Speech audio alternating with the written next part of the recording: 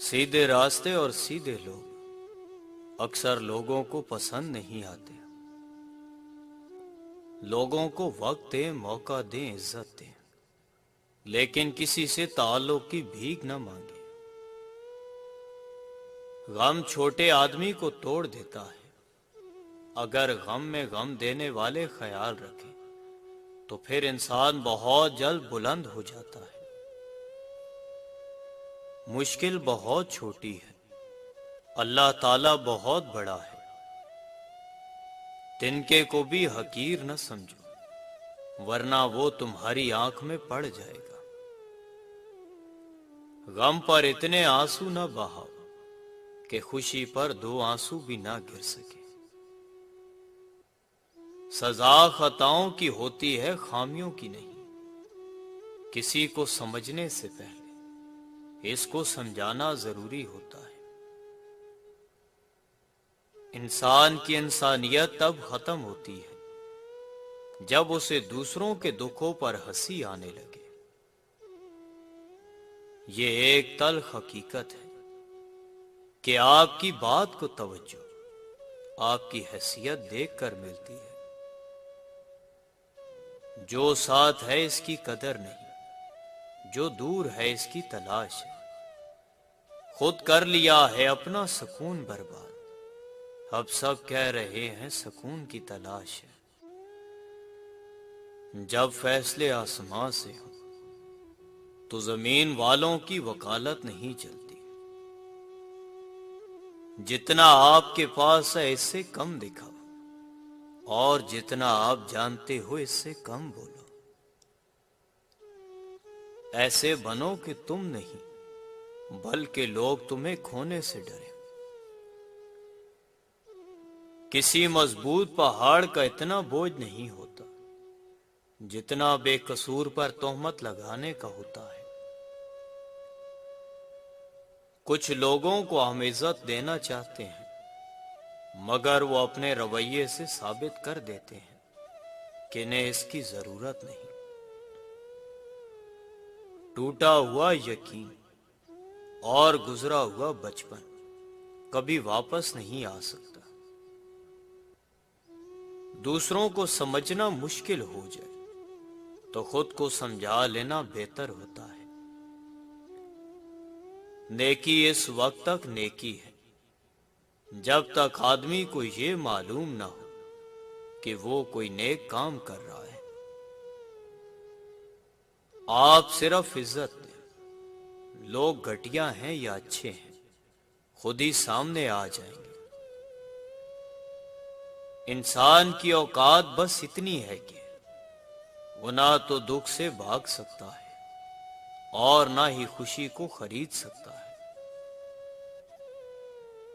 تین قسم کے مرد ایسے ہیں جن کی چاہ کر بھی عزت نہیں کی جا سکتی۔ ایسے مرد منافق کہلاتے ہیں۔ نمبر 1، سب کے سامنے بیوی کو برا بھلا کہنے والا شوہر۔ نمبر 2، بیوی کو گالی دینے والا شوہر۔ نمبر 3، بیوی کو مارنے والا شوہر۔ آدمی عورت کی عزت اس کے کردار یا خوبصورتی کی وجہ سے نہیں کرتا۔ مرد عورت کو عزت اپنے ظرف کے مطابق کرتا ہے۔ کم ظرف انسان کسی عورت کی بھی عزت نہیں کرتا، جبکہ ایک اعلیٰ ظرف انسان اس عورت کو بھی عزت دیتا ہے جس کی بظاہر معاشرے میں کوئی عزت نہیں۔ بچپن سے یہ سنتے آئے تھے کہ اپنا معاملہ اللہ تعالیٰ کے سپرد کر دو۔ کئی دفعہ کیا لیکن اطمینان، سکون اور چین پھر بھی نہیں ملتا تھا۔ حیرت بھی ہوتی تھی کہ جب اللہ تعالیٰ کے سپرد معاملہ کر دیا پھر پریشانی کیوں؟ ایک دن حضرت سلطان باؤ رحمت اللہ علیہ کا ملحوظ نظر سے گزرا کہ جب معاملہ اللہ تعالیٰ کے سپرد کر دو تو معاملے اور اللہ تعالیٰ کے درمیان سے خود نکل جایا کرو۔ ایسا لگا کہ گویا آنکھوں اور دل پر سے پردہ ہٹ گیا ہو۔ میں معاملہ تو سپرد کرتا تھا لیکن خود بیچ میں ہی رہتا تھا۔ یہ ہو جائے گا وہ ہو جائے گا، ایسا نہ ہو جائے ویسا نہ ہو جائے۔ عمل بھی کرنا ہے اور اسباب بھی اختیار کرنے ہیں، لیکن معاملے کا نتیجہ اللہ تعالیٰ کے سپرد کر دینا ہے۔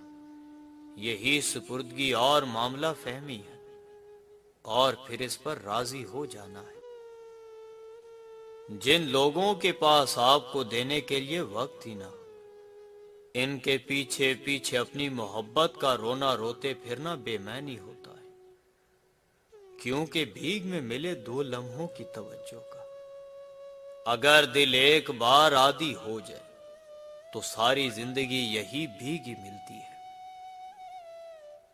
رشتوں کی قدر کیجیے، کیونکہ پھر تصویریں کسی کی کمی کو پورا نہیں کر سکتی۔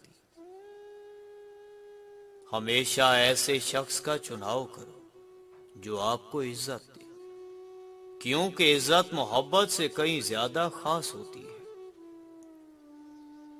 جب قبولیت کا وقت آتا ہے تو خدا کی مرضی تمہارے حق میں ہوتی ہے، یا پھر نصیب میں لکھا تمہیں ملنا ہوتا ہے تو خدا فرماتا ہے کن فیکون ہو جا، اور پھر ہو جاتا ہے۔